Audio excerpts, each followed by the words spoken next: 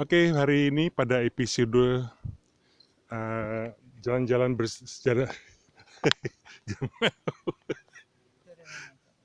Sebentar, wah. Ya, ya udah. Pada hari ini jalan-jalan seru bersama Bimoni Puno episode keempat. Kita akan jalan-jalan ke situs pertapaan Rocomenggung, di mana kita akan dalam episode keempat jalan-jalan seru bersama Bimoni Puno pada hari ini. Kita akan jalan-jalan ke situs pertapaan Rocomenggung, tempat pertapaan dari Prabu Erlangga dan juga patihnya yang sangat setia, Naratoma.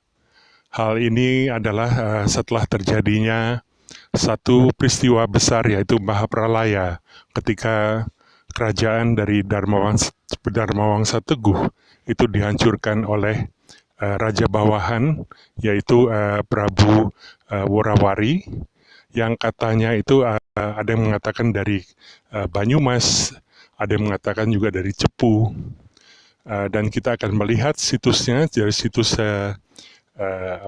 Rocomenggung, di mana Naratoma dan Prabu Erlangga sempat bertapa di situs ini setelah pelariannya ke Wonogiri setelah kerajaannya hancur dan seluruh keluarganya tewas. Dan dalam upayanya untuk kembali ke watan, mereka sempat bertapa di situs Rocomenggung yang kira-kira jaraknya hanya 1,5 kilometer dari sini. Oke, kita jalan-jalan ya.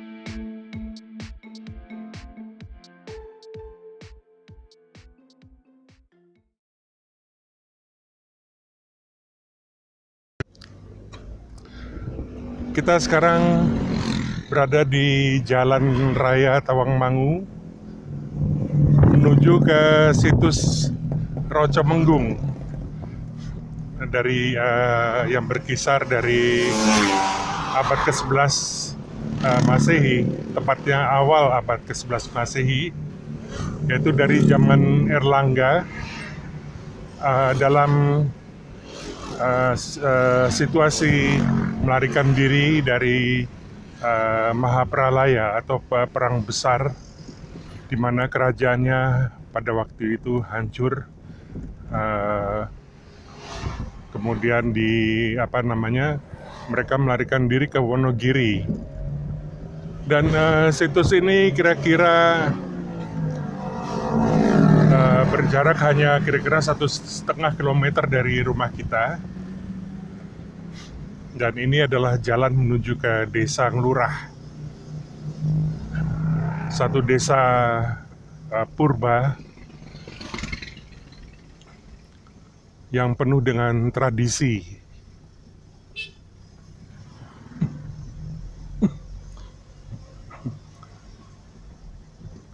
Jadi di desa ini terdapat satu situs candi Menggung.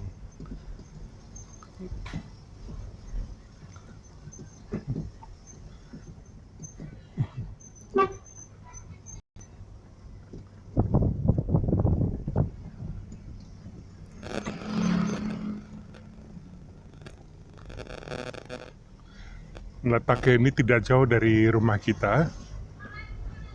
Ini di sebelah selatan.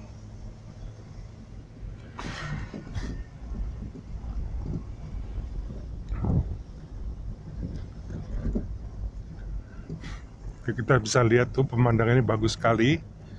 Ini pegunungan yang masih dalam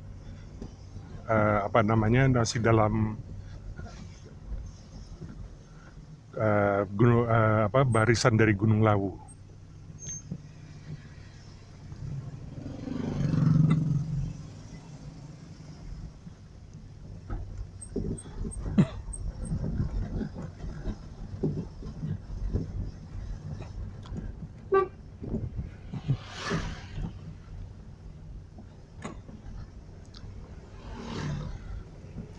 Jadi Desa Nglurah ini juga terkenal dengan desa yang menghasilkan pertanian tanaman, yaitu tanaman hias. Kita bisa lihat di sini sentra tanaman hias, ini Desa Nglurah. Nglurah itu berasal dari kata elu dan darah.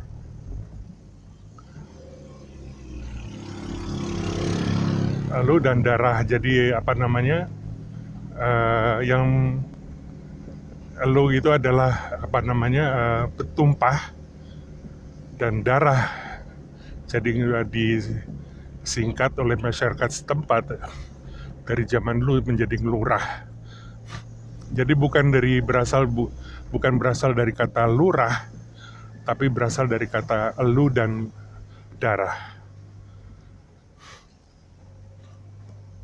Di sini berbagai macaman hias ini dijual di sini. Dulu waktu zamannya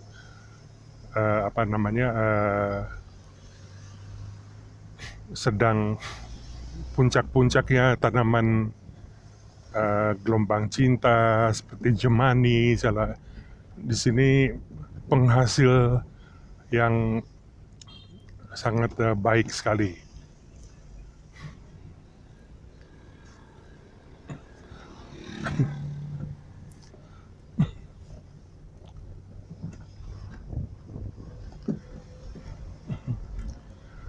Berbagai macam tanaman bisa kita temui di sini. Bahkan jenis-jenis tanaman obat pun juga kita bisa dapat di sini.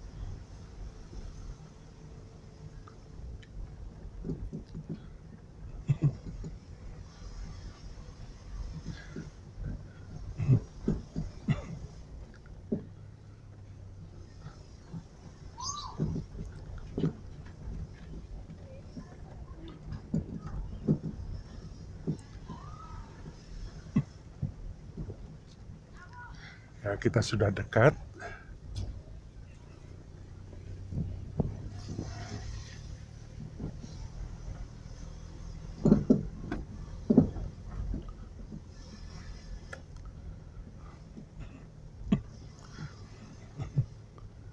Oke, kita parkir di sini.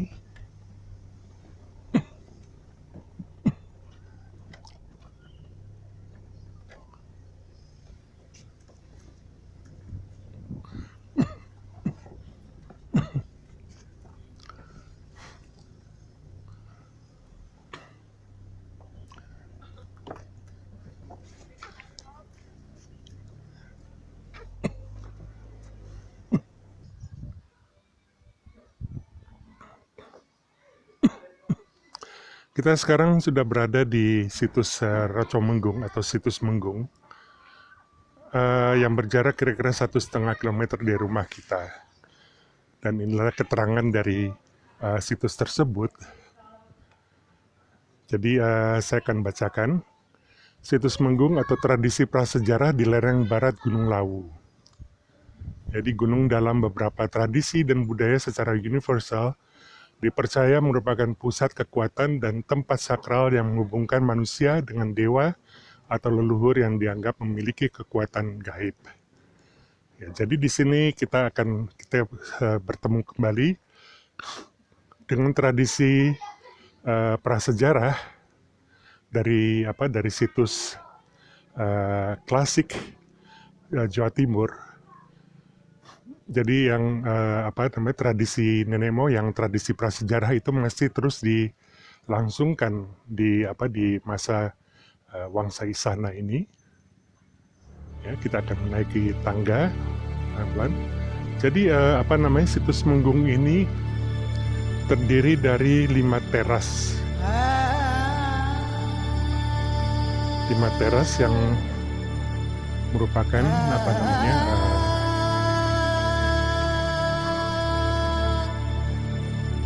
dalam istilah arkeologi itu bagian luar itu disebut dengan jaba pisan atau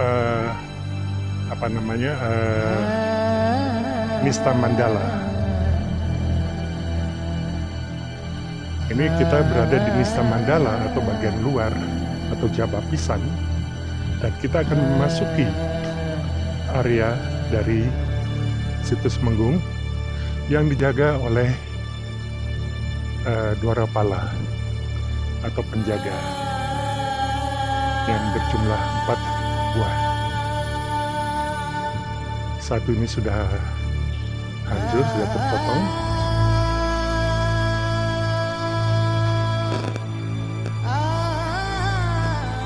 Kita menaiki ini tangga, kita sudah akan memasuki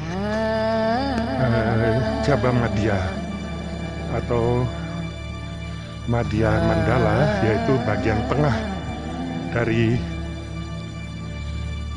di belakang saya ini adalah utama mandala atau jeroan dari situs Menggung ini, di mana terdapat Rocomenggung atau Arca Menggung, yaitu yang sebenarnya adalah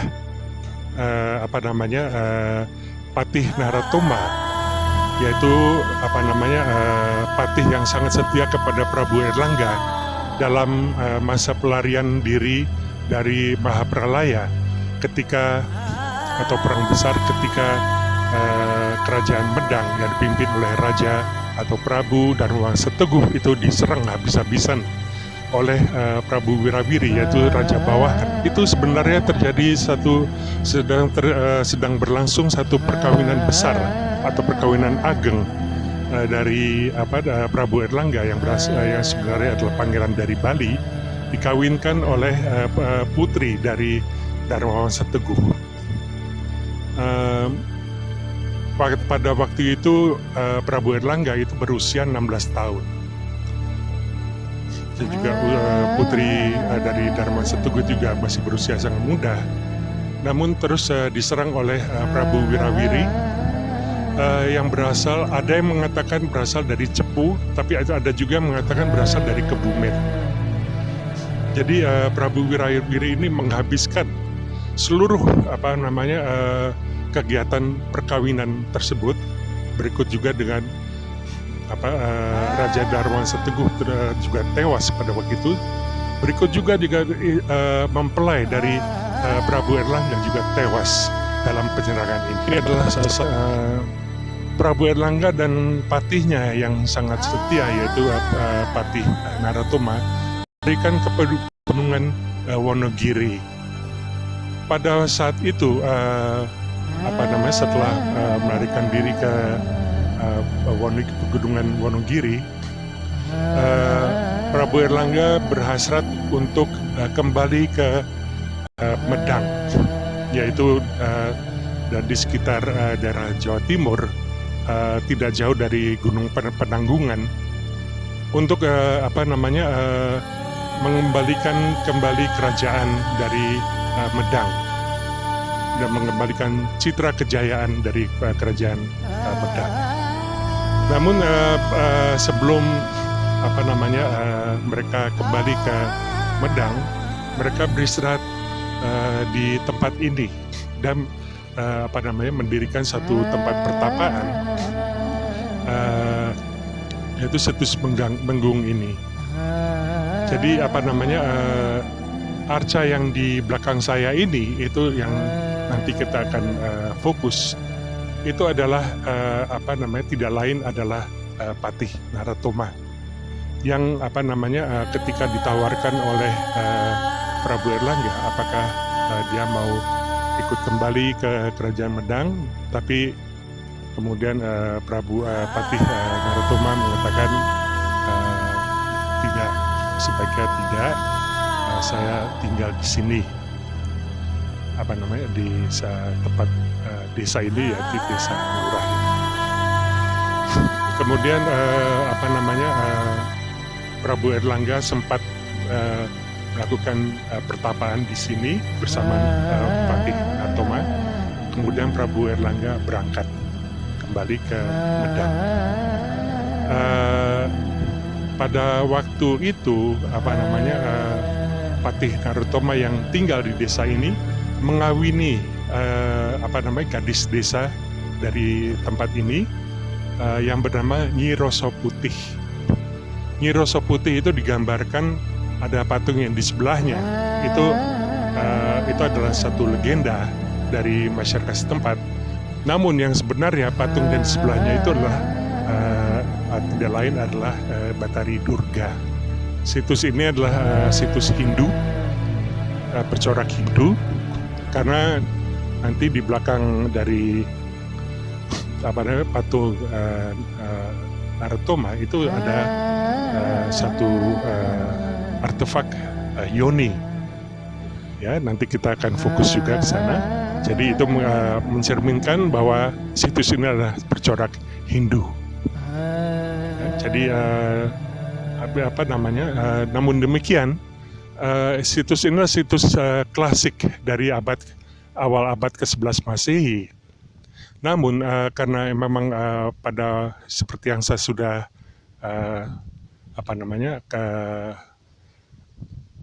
ceritakan di episode ketiga di Watu Kandang, bahwa pada masa Wangsa Isana, yaitu waktu peralihan dari Wangsa Salendra ke Jawa Timur menjadi Wangsa Isana, itu citra dari tradisi megalitikum atau citra dari budaya prasejarah itu dikembalikan lagi ke bangunan dan konsep arsitektural dan juga konsep arsitektural halaman dari situs-situs di percandian dari zaman Wangsa Isana atau zaman klasik Jawa Timur. Kita akan melihat di sini. Kemudian juga di sini kita temukan batu dolmen. Ya. Ini adalah seperti dolmen prasejarah. Entah ini dibuat pada masa Prabu Erlangga atau sudah ada pada zaman prasejarah.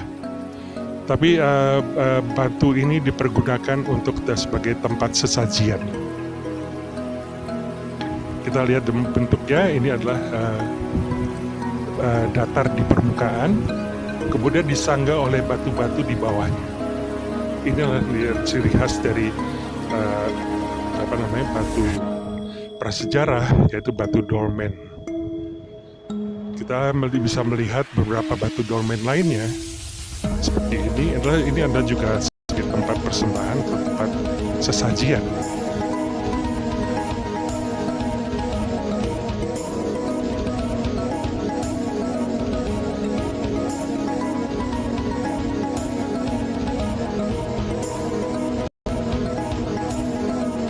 Juga di beberapa barisan lainnya.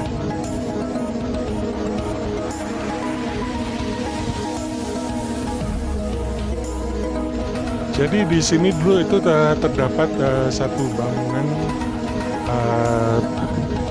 atau balai yang disebut dengan balai kukul atau balai gong. Ini dulu terbuat dari kayu dan beratapkan ijuk. Namun dengan berlangsungnya waktu, berlangsungnya zaman, itu bangunan tersebut hancur karena tidak kuat, karena terbuat dari bahan kayu dan ijuk. Jadi hanya tahan beberapa lama. Jadi ini adalah sebelum menapak lebih jauh lagi masuk ke dalam utama mandala atau jeroan. Itu seseorang yang ingin melakukan satu pertapaan di situs ini harus melakukan satu meditasi terlebih dahulu di bagian-bagian dari halaman ini. Juga itu akan kita lihat, kita bisa lihat di situs Gunung Padang, itu situs prasejarah dari zaman Megalitikum tua di Sukabumi, Jawa Barat. Itu juga terdapat seperti halaman yang dibagi dengan kotak-kotak seperti ini. Tujuannya sama di sana. Jadi sebelum kita memasuki utama mandala itu kita harus bermeditasi terlebih dahulu sebelum memasuki halaman jeroan.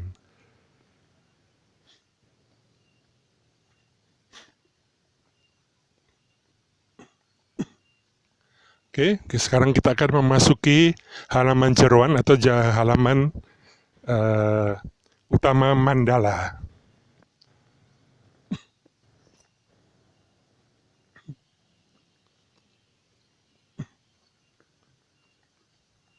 Nah, di sini kita bisa melihat sebelum kita memasuki halaman jeroan ini, kita melihat dua buah patung atau dua buah artefak dari Dwarapala yang menjaga dari halaman tersebut. Yaitu halaman yang paling suci dari situs dari halaman percandian di zaman klasik.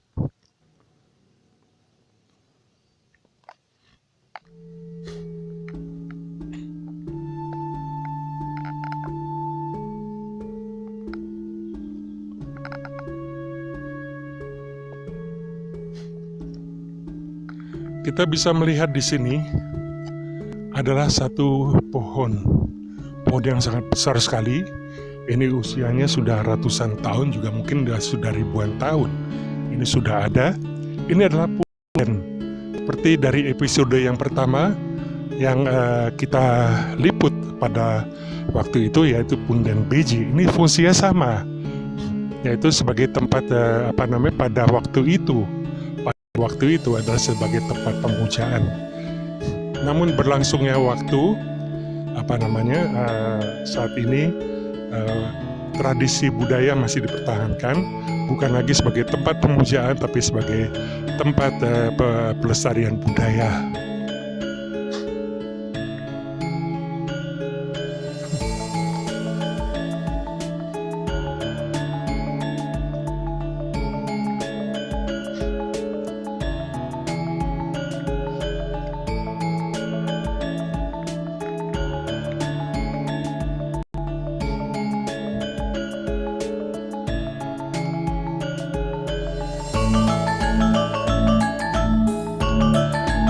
Di dalam relung dari pohon punden ini itu terdapat satu arca. Itu adalah arca Bima sebagai dewa gunung. Jadi di sini Bima itu memang digambarkan sebagai sebagai satu figur yang penting dari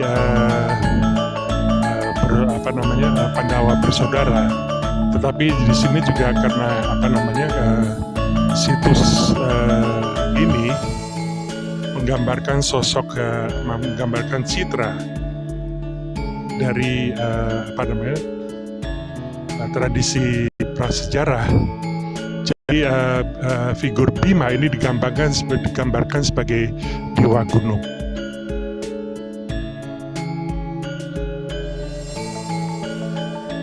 Jadi kepalanya itu sudah tidak ada. Jadi figur Bima ini itu juga kita bisa dapatkan nanti di Candi Sukuh. Itu juga ada satu tokoh Bima sebagai dewa gunung. Itu berada di Candi Sukuh, juga Candi Cetol.